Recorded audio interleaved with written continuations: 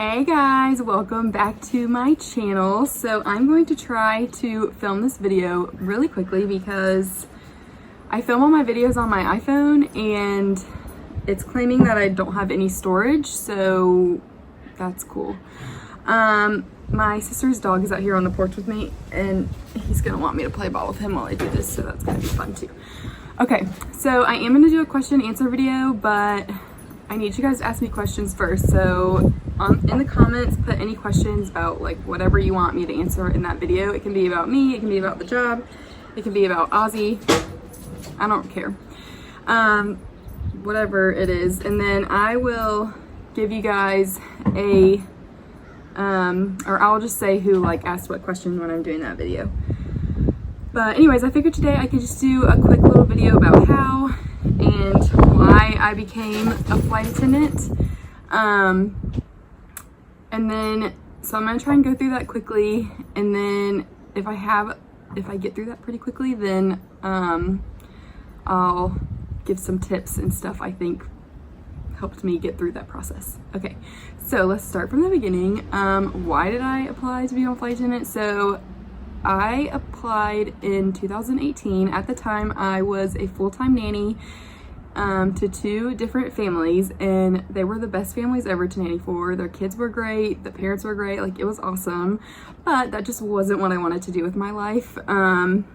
Sometimes I woke up and I was like, I don't want to be a mom to kids that are not mine. So I kind of got in this funk. I had gone to school for broadcast journalism, so I was in the process of trying to apply and get jobs with that, but it's so hard to get jobs in that if you don't know the right people, and I just didn't really know anybody, so I was just in this weird funk of like, what the heck am I doing with my life? I want to be further along in a career than like I am right now. So I was at a baby shower and my friend's mom is a flight attendant, and she was like, hey, if you don't know what you're doing, like you should apply. She was like, I know Delta and American are hiring right now, like just put in an application. She's like, it's a good job to do if you have no idea like what you want to do. So I was like, okay, like I'll think about it. And I was like, there's no way I'm doing that. And then like a couple months later, I was like, okay, why not? Like, I guess I can just try and see what happens. So I put in an application and started the whole process. So the process for me was pretty long. I'm sure if you just went through the process, it wasn't extremely long because we're like desperate for people right now. But when I applied, it was pre-COVID, so everything was normal and good. But I applied, I think in like July or August of 2018, and I didn't actually get hired till January 2019. And then I didn't actually start training until March of 2019. So it was a long process. But I applied, I put in my application. I applied to both Delta and American. If you've watched my videos, you know which one I ended up getting hired with.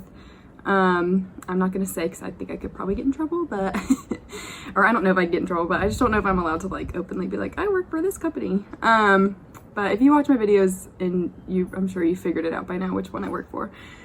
So the first thing you do, so I put in my application online, and then they sent back this little questionnaire thing. It's basically trying to figure out what kind of traits I guess you have, and like if you're a leader, if you're a follower, like stuff like that.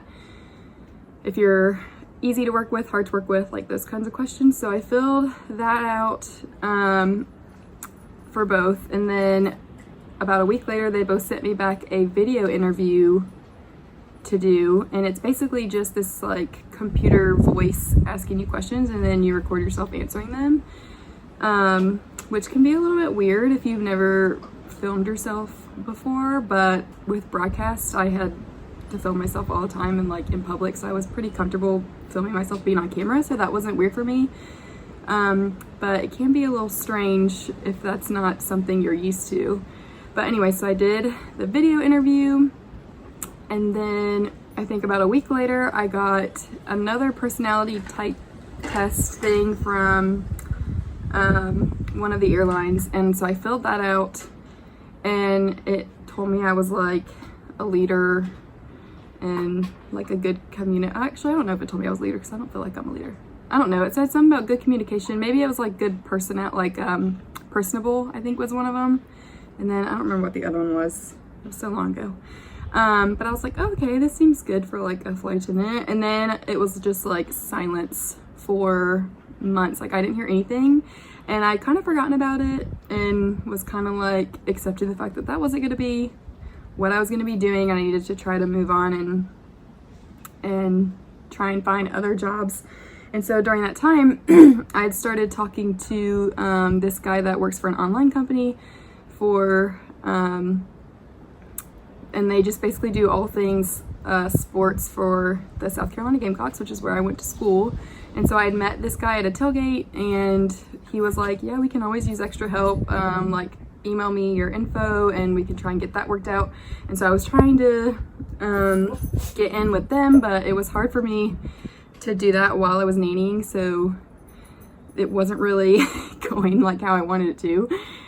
So anyways, let's flash forward to December. It was the day after Christmas. I had just gotten out of the shower. I looked at my phone. I had this email, and it was like, congratulations. And I was like, what? And it was my face-to-face interview email. So it was like, congratulations, you've made it past this round, blah, blah. We want you to come in for a face-to-face interview. Just pick your date and we'll fly you out to Dallas for the interview, and then we'll fly you back like that night. And so I was like, what the heck? Like, I haven't heard from these people in months. And now all of a sudden they're like, congratulations. So I was like really excited, but also kind of like, what is happening? So the interview was in January, like at the end of January. And they flew me out to Dallas, and it was like an all-day event. And the face-to-face interview with them is like one of the coolest probably interviews I've ever done. Like, it's just really different and fun. So it starts out and there's like 30 of us all in a room, and it may be different now because of COVID. So if you've gone through the process recently and it was not like this, like, let me know how it was, because I'm curious to know how they did it for COVID protocol. But anyways, it was like 30 of us all in a room, and they broke us up into like, we were all on tables and we had to do this little table exercise. And so, well, actually, let me back up. So I fly out to Dallas, and I got there at like 8:30, and my interview wasn't until 1, but the email they sent us was like, as soon as you get there, go straight to the training center to get checked in, blah, blah. So I was like, okay.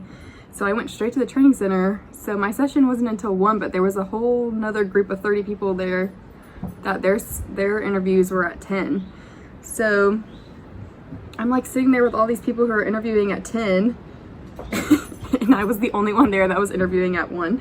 So when the recruiters came out to get them to take them back to do the interview, the recruiter was like, I was like, hey, my interview's not until 1. Like, what do you guys want me to do? And he was like, well, I'll let you come do the little tour that we're doing with this group, but then you'll have to go back and hang out by yourself. But it was kind of good because I got to meet some of the recruiters early. But yeah, so I was just chilling at the training center like by myself for probably about an hour before another person finally showed up, and then people just started to slowly trickle in after that. But yeah, it was a long day. So anyways, by the time the interview came around, they took us in this room. There was like 30 of us in there, and then we did this like table exercise, and I think like they were looking to see how you communicate with the group, and if you take a leadership role, if you kind of just let people boss you around, like that kind of stuff, if you give ideas, if you know, they're just looking for different stuff like that, how you interact with people. So we did that for a little while, and then eventually they broke us up into groups of 5, and we went and did interviews as a group of 5 with like a couple recruiters. So that was kind of, I mean, it was like interesting, but it was also kind of like uncomfortable because you're having to answer these questions in front of other people, and like usually when you interview it's like a one-on-one thing, so nobody can judge you for your answers. I'm sitting there like, I really hope I don't sound stupid. So that happened, and then they brought us all back into the room. They went over the job, like what would happen, our different bases, and like what would happen if we got to training, and yada yada yada. And then they started calling us out of the room like one by one.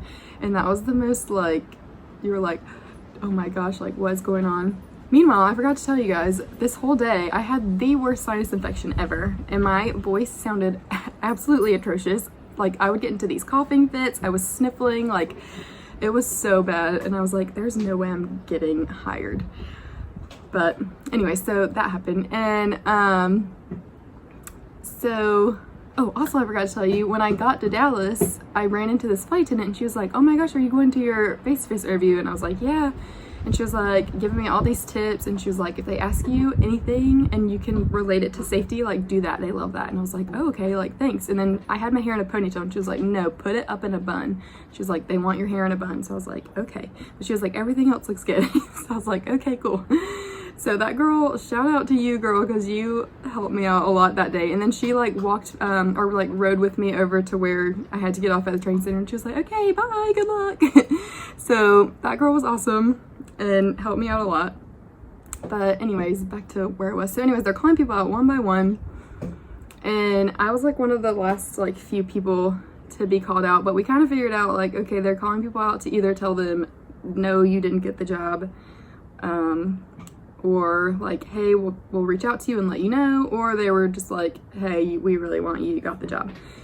So they call me out, and you go into this room with another person, and she was kind of interviewing me a little bit more, like asking me if I was willing to relocate and all that kind of stuff, like where I lived, why I thought I might be interested in doing this and stuff like that. And then she was like, okay, so one of the jobs you'd have to do if you're a flight attendant is make PAs. So I've got this card here and I want you to read it like you're reading it to a flight full of passengers. So I was like, okay, sounds good. So I like take the card and I start reading it, and halfway through reading it I realize it's my we call them CJO, but I don't really know what that stands for. Something offer. I don't know, but it was my job offer. I don't remember what the C stands for. Something job offer. But, so I'm like reading it and I'm like, oh my gosh, seriously? And she was like, yes, like welcome on board. We're so excited to have you. So that was like really cool way to get hired. And then we did the drug test and all that good stuff. And then I got to the airport to go home. I think my flight was at like 6:30 that night or 8 that night or something. It was late. And I was trying to like FaceTime my family and be like, I got the job, but like I had to get on the airplane, so it was kind of chaotic. I was like, I'll tell you all about it when I get home. And they ended up, I was on the upgrade list. I ended up getting upgraded to first class, so that was kind of cool because I was like, I just got hired and now I get to sit first class all the way home. So yeah, that was kind of like my experience with the whole process. Did I think I was gonna get hired? No. And I think that kind of helped me a little bit because I wasn't like super freaked out, because I was more just like, I want to experience the good in this and not think of it as like a negative thing. So it kind of calmed me down, which was good. But yeah, a few tips that I would say if you're going through the process or if you're like kind of interested in it. So when I had to do my video interview, and even for the face-to-face, I went on YouTube and I found people's videos about how to become a flight attendant. I got ideas for like what kind of outfits to wear, different things that they would be looking for that I didn't think about. Like someone was like, wear lipstick, and I don't ever wear lipstick. Like I think I look weird with it on. And they're like, no, put on your bright red lips because they love that. So like I did that. Wearing the hair in the bun, like nobody really said that, but that girl helped me out when she was like, put your hair in a bun. So if you're a female and you have like really long hair, put it up in a bun. If you're a female and you're wearing like a dress or a skirt, make sure you have tights on, because tights are a requirement with the uniform. So even if you hate them, just put them on for the interview, because they love to see that. For the video interview, something that I did was I had never really done like a full-on interview, like a serious one. Like all my job interviews had been for part-time stuff, and they were just more like, tell us about yourself. This is what the job requires. Are you willing to do that? I'd be like, yeah. So I had never done the whole like, what are your weaknesses? Like, why do you want to work with us? Like I'd never done anything like that. So I was kind of nervous. So I had written out on a sheet of paper some stuff I could bring up if they had asked me like certain types of questions. I had just kind of bullet pointed, like I could talk about blank, blank, blank. Not, I hadn't written out like full answers, but just like talk about this thing that happened in college or this thing that happened when I worked here. And so when I did the video interview, I had that notebook set up like right beside the video so that I could just like look over if I needed a quick second like to jog my memory.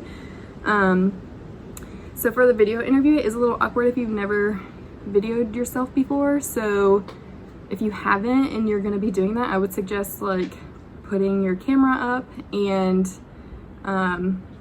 just kind of talking to yourself, like having a conversation with yourself on the camera, and then rewatch it to make sure like you know where to look for the camera, because if you look at yourself on the camera, you're not going to be looking, like your eyes are going to be a little bit off, so you have to look like at the actual camera. So practice doing that, and then also like set up different backgrounds. Like something like this would not be good because there's just too much going on in the background, so like you would want to set it up like on a background like this where it's just like plain. So that they have to focus on you and what you're saying. They can't be distracted on like what's going on in the background. Always dress professionally when you're gonna be on screen or anything like that. Like I think I wore like a white blouse and a blazer when I did my video interview. Put your hair up. You always want to dress and let them see you as if you're like on the job already. Like they want to see how you would look as like a professional flight attendant. So make sure you always look like that. Don't wear a bunch of crazy jewelry. Let's see, what else? Oh, so some places where I found like questions and stuff to just help me kind of get an idea of what they would be asking for. I went on Indeed.com and I went on Glassdoor.com, and if you just type in like how to become a flight attendant, they will you can find so many different types of questions there. Like I'm not going to tell you what they asked me in the interview process, but if you go on there, like a lot of people have commented like I got asked these specific questions, and so you can start to get an idea of what kind of questions they're going to be asking. And then another tip I have is if you make it to the face-to-face, at that point they already know you're qualified for the job. So you're not there to sell like that you're like able to do the job. You're there to sell your personality. Like they want to see who you are, because the recruiters are flight attendants, so they want to see if they would ever want to work with you, like if you're a cool person to fly with, you know, to do a 4-day trip with. Like are they going to want to be on it with you or no? Like that's kind of what they're looking for at that point. So anytime you can show your personality, like joke around or whatever, like do that. I was just like joking around with the recruiters the whole day. Like they would say something and I just kind of make like a joke back, and I think that helped me out a lot. So if you can show your personality, like do that. Let's see, any other tips? I'm kind of blanking right now, but yeah, I would definitely, if you are interested in becoming a flight attendant or you're in the process of getting to your face-to-face or whatever right now, I would definitely say look up YouTube videos of flight attendants that have gone through it. They can tell you. A lot of people have done like really detailed stuff, like shown exactly what they wore to the interviews and like how they styled their hair, and like some people go really into detail about what to do. So that's a really good thing to have. And then like I said, Indeed and Glassdoor, you can go on there and it'll tell you like the whole process, especially for the face-to-face. It helped me out because I was not expecting to be with 30 people. So when it told me like, hey, it's not like a one-on-one interview, it's a big group thing, like that helped me out a lot. So definitely check out those types of things. But I think that's all I have, and I'm gonna end this video before it freaks out on me, my phone, because yesterday it would not let me film this long, so I'm actually surprised that it did. But yeah, and like I said, ask me questions in the Q&A. I can go into more details about like the hiring process and stuff like that if you guys want me to in the Q&A. Just ask any kind of questions for that. And yeah, that is it. So I will see you guys in the next video. Hopefully I will get that out in the next couple of days. As I get questions from you guys, I will start to film it. So yeah, I'll see you in the next one, guys. Bye.